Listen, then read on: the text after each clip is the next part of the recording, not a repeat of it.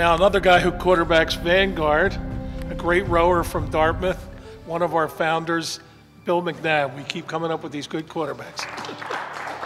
I got to admit, I get a little emotional when I see this cup. The first time Herb brought it out at dinner a few months ago, and we were looking at the names. You know, for anybody who's studied rowing, it is, as Herb described, just a who's who.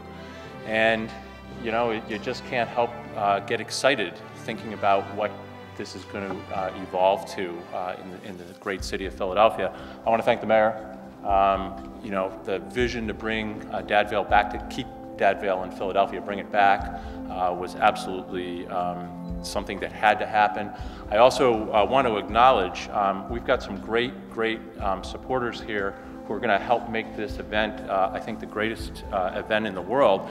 And so I'd like the following to please stand, if you wouldn't mind. So with us from Dad Vail's organizing committee, we have Jack Galloway, chairman, and Jim Hanna, president. Would you gentlemen stand? Now, they run the greatest collegiate event in rowing, and making the Gold Cup part of this is really going to be extraordinary. And rowing doesn't happen in Philadelphia without the Schuylkill Navy. And if you think about the Schuylkill Navy and what it stands for along Boathouse Row, John Hogan, who's the current Commodore, and Cleet Graham, a longtime past Commodore, please stand.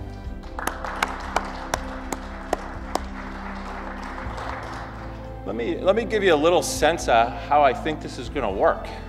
You know, Herb described a little bit, we're trying to bring the best scullers here to reignite, if you will, this event. And the whole idea is to get the 4 best male single scullers, and then the new addition to the Cup to get the 4 best women single scullers in the world here one day to race.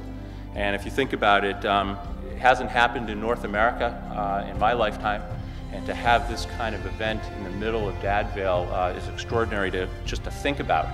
And we're going to make it a little bit different than other kinds of races. You know, it's 4 people coming down the center of the Schuylkill.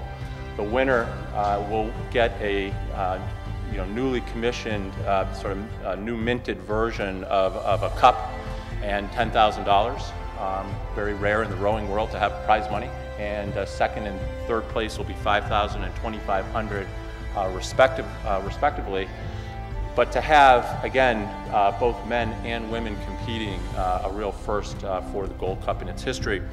So when I think about it, I think about world-class scullers, arguably the fittest people on the planet coming to Philadelphia to race and put on what I think is going to be an incredible show for the rowing world in the middle of Dad Vail. I think it's just going to be an extraordinary thing to comprehend.